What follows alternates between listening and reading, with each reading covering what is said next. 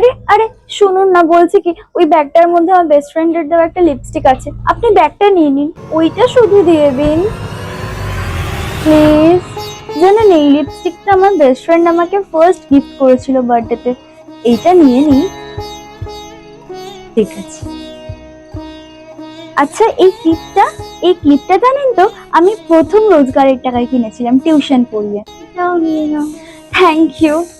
এই কানের দুল দুটো না আমার বাবা আমাকে গিফট করেছিল, কি সুন্দর না? এটাও রেখে দিই না?